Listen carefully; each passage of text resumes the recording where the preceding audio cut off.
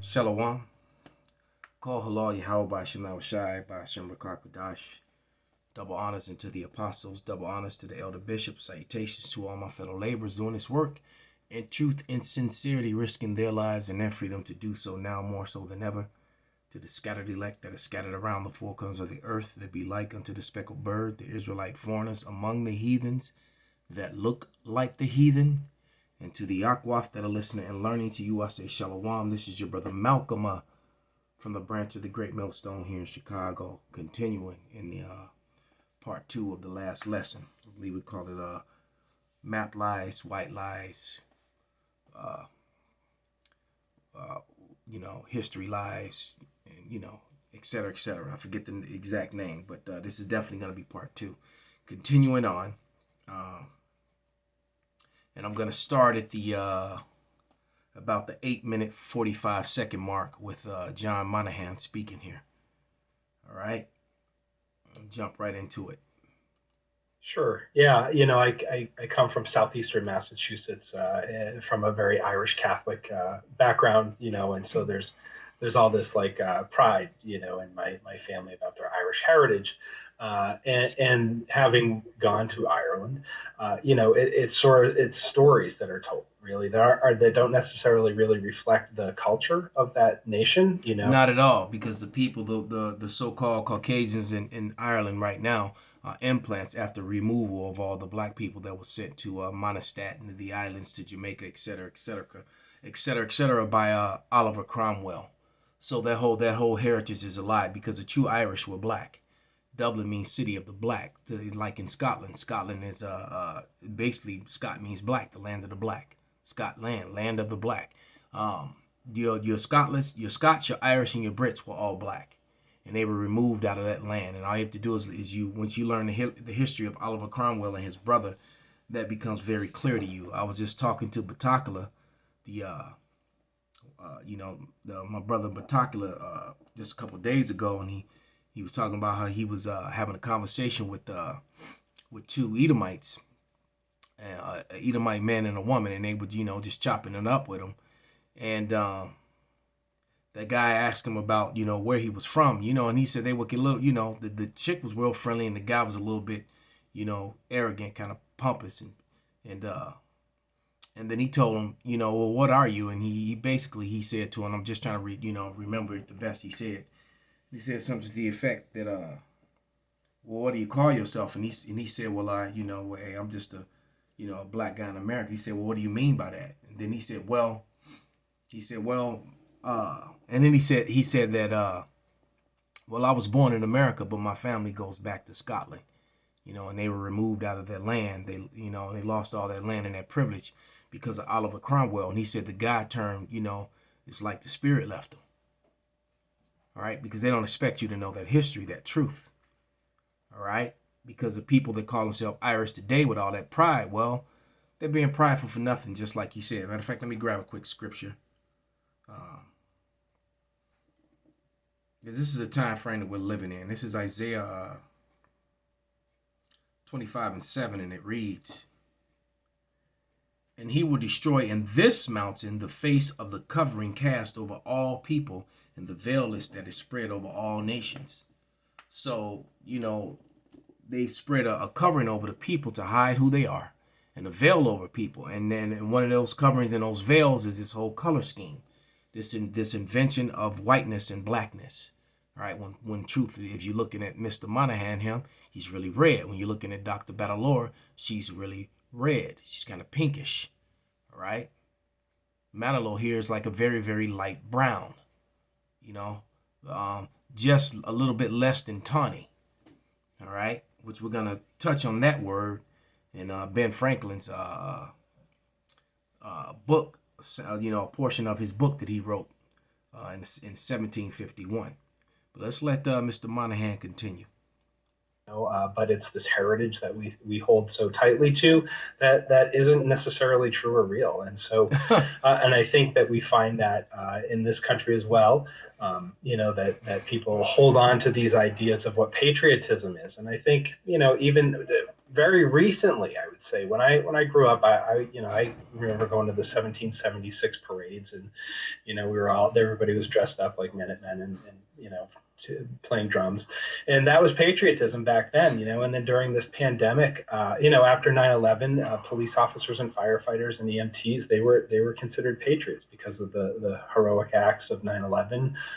Dealing Which with is all a that. lie. And this pandemic has really shown us that doctors and nurses and even frontline workers, the people bagging your groceries, are patriots in a different way. And so it's a how we define it, how it gets seen. It really it depends on the flavor of the day. But I think the overarching theme is, who is the person deciding that? Who's the person that is saying, well, this is what it means? And we see far too often written in the media narrative, the people who get voice time to try to define who gets access, who gets to belong, who we get to consider to be Americans, and the founding fathers of this country are not the founding fathers of this country. That's right, they aren't. All right, the founding fathers were the indigenous people and the Huguenots, and the Huguenots were quite simply crypto Jews, Morenos, and your Moors, your Morenos, and your crypto Jews, which were already here, so-called black people. All right, when you look up the word Moreno. When you look that word up, it's going to tell you that it was a Christian, a Jew, or a Moor from the 1600s in Spain. They came over here to the Americas and set up the colonies. And Esau ended up taking, the colonizers ended up taking those colonies over. So they didn't discover anything. They stole them. They muscled them. As a matter of fact, Paul Revere was a descendant of those Huguenots. Paul Revere wasn't a so-called white man. History has revealed that. But like this guy said, they hold on to a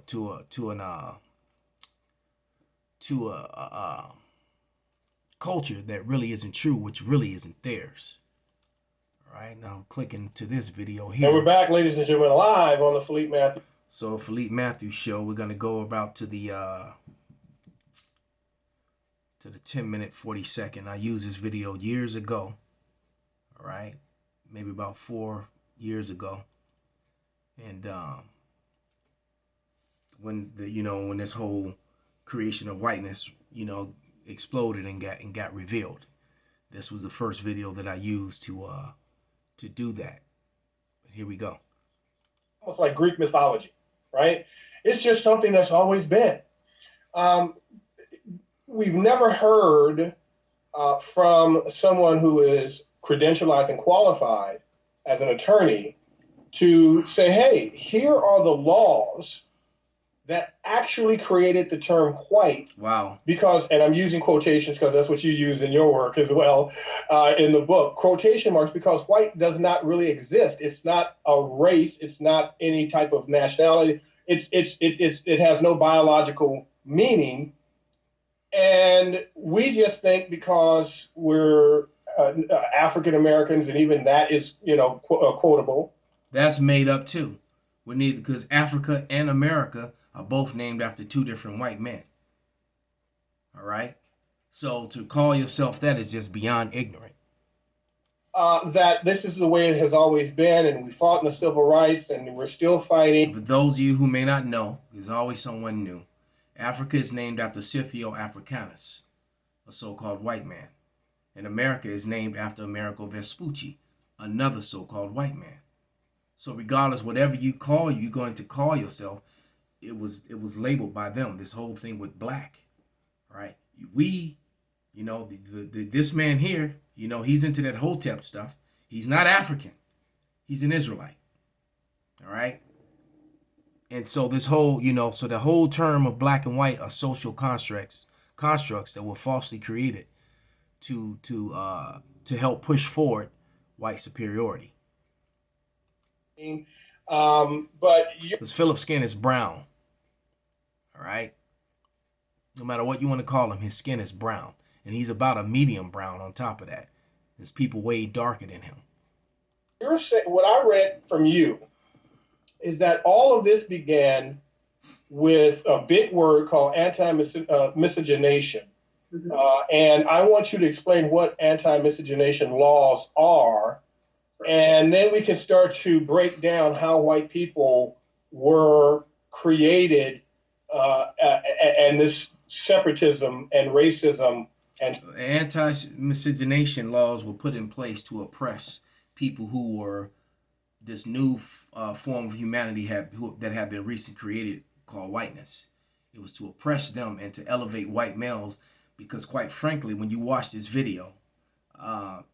Jacqueline Badalore gives the breakdown on how everybody had the same rights in the 1600s after indentured servants. So both people of so-called African descent, of Asian descent, of Native descent, of Hispanic descent, whatever, they could own property and stuff like that. And quite frankly, the women, the so-called white women that were coming over, weren't choosing white males. They were choosing to be with melanated men, mainly the so-called ones that they refer to today as African Americans. That's who they would choose. And so whiteness was set up so that they would have first pick over their own women and then control over everything else. All right. And that was all revealed right here. Structural racism and Jim Crow and so on and so forth began to shape America.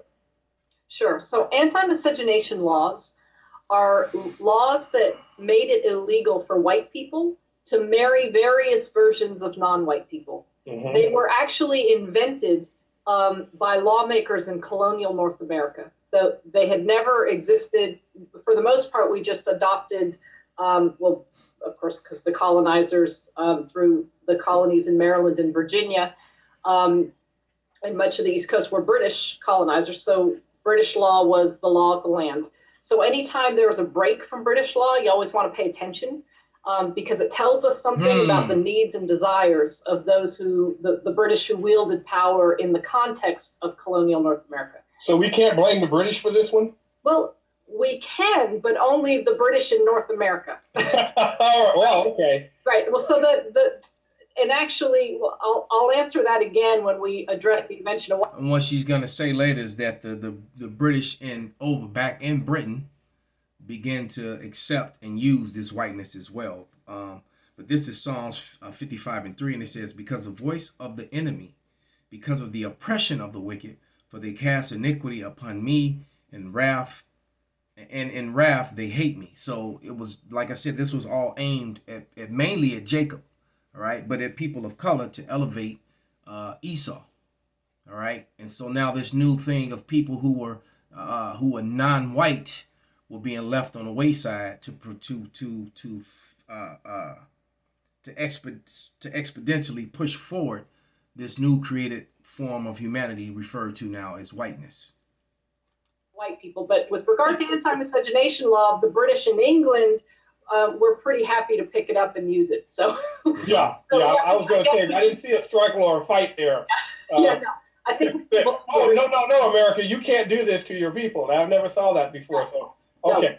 So British a little bit. Anti-miscegenation laws were laws that made it illegal for white people to marry various versions of non-white people. Now, lots of times, and lots of academics and this is not just Africans. So this is all races. This is Japanese, Chinese, Mexican. And they were passed state by state. And so it depended on the populations of non-white people in the particular state. For instance, California, where you are, they had a wide variety of various non-white people. So that y'all's anti-miscegenation law prohibited white people from marrying persons of African descent, Chinese, persons of Chinese descent. And then after the Japanese came and Filipinos came, they just broadened the category to mongrel. You see that? To mongrel. So all these created pseudoscience sayings. All right? Because that mongrel thing, mongoloid, fits right into the pseudoscience. And then like I always mention, they married that to the Bible and made Ham, Shem, and Japheth fit into the narrative, the false narrative of Caucasoid, Negroid, and Mongoloid. Prohibited whites from marrying Native Americans, and there were actually a few more that I can't remember. But anyway, you get the idea. And just to add, people who subscribe to Japheth is not the so-called is white too, and that Esau is not the so-called white man. They're subscribing to this pseudoscience and then white superiority lies. Little do they know it.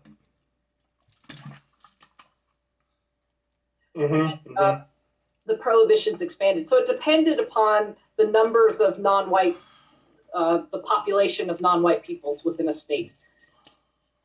And so these laws, the very first anti-miscegenation law, or I actually think it's probably most accurate to refer to it as the precursor to anti-miscegenation law, because this law in the 1664 in the colony of Maryland, it sought to make it, to criminally punish, rather, British women from marrying enslaved Negro men, was the language of the law.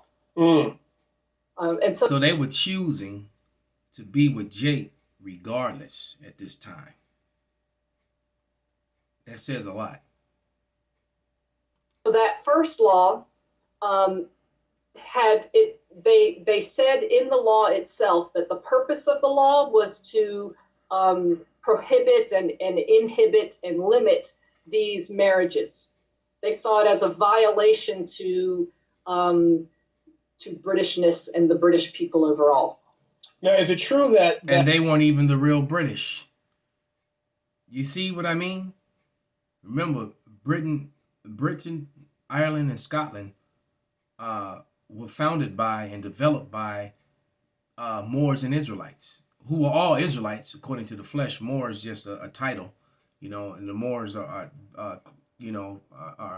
people who clave on to they were cleaving on to Islam, but they were still Israelites by birth, and what the world would refer to ignorantly today as black people.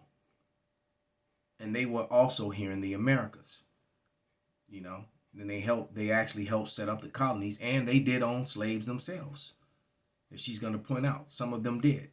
Matter of fact, the Moors are some of the biggest race traders in the history of mankind. I mean, they were selling and owning and helped to move a lot of their own people into slavery. They did.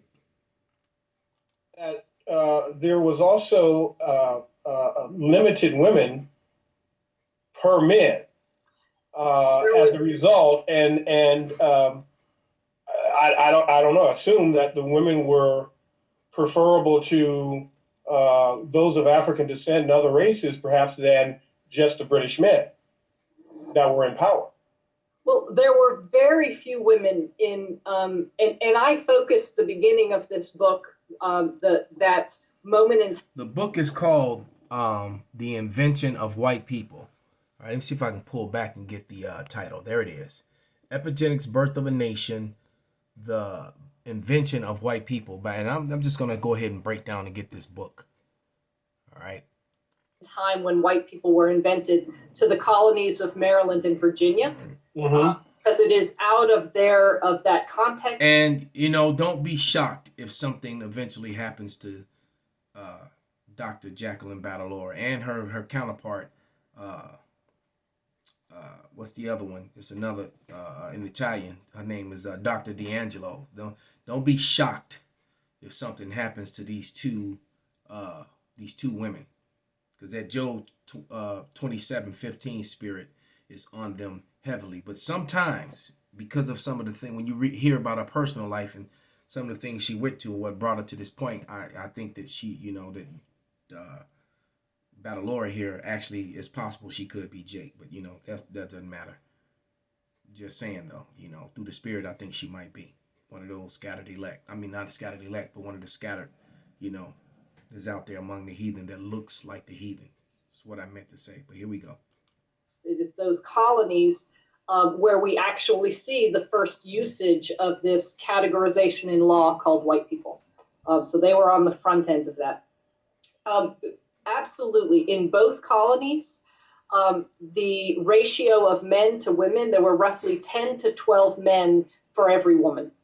Wow. So, you know, in that context, you can imagine that women very likely had their pick of men in that context. And so that first, what I will call the precursor to anti-miscegenation law, was likely an effort by the ruling British elite to maintain some control and access to the very limited number of women that existed in the colony. But here, Philippe, the one thing, as I talk to people about this historical So moment, they had no control over their own women that were coming across the, as the Chinese called it, the salt.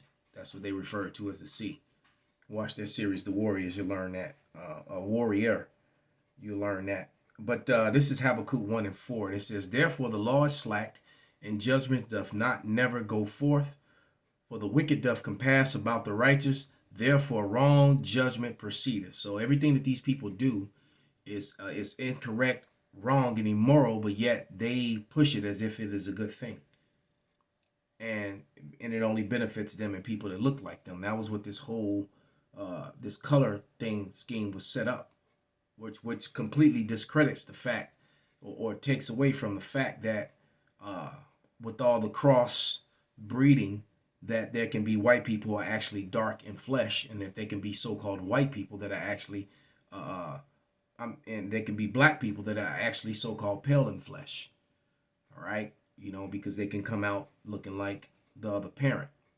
You know what I'm saying? Because if your lineage is through your father, point blank, period. And sometimes you'll have a so-called black male that will have children with a pale woman, and the children can actually come out looking like the woman, and vice versa.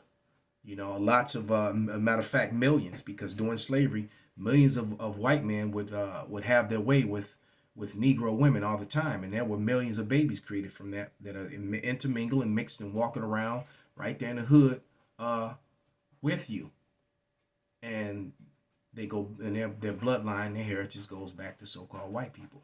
So identifying someone by color is a very inaccurate system. All right, incorrect. The part that folks have the most difficult time wrapping our heads around is the fact that at this moment, in the first 3/4 of the 17th century, the first 3/4 of the 1600s, white people who were from Europe, British and other Europeans, and persons of African descent, once they were free of their terms of indenture or free of enslavement, had the same rights as a matter of law. Yes. So they had to stop that. They couldn't have you owning property and being able to go to court, owning a firearm and being in a position to defend yourself. This is 2 Ezra 11 and 40, and it says, and the fourth came and overcame all the beasts that were past, and had power over the world in great fearfulness, and over the whole compass of the earth with much wicked oppression, and so long time dwelt he upon earth with deceit. And now we're living in a time and era when that deceit is being exposed. This is from the letter that observations concerning the increase of mankind. And this is literally like the last paragraph 24.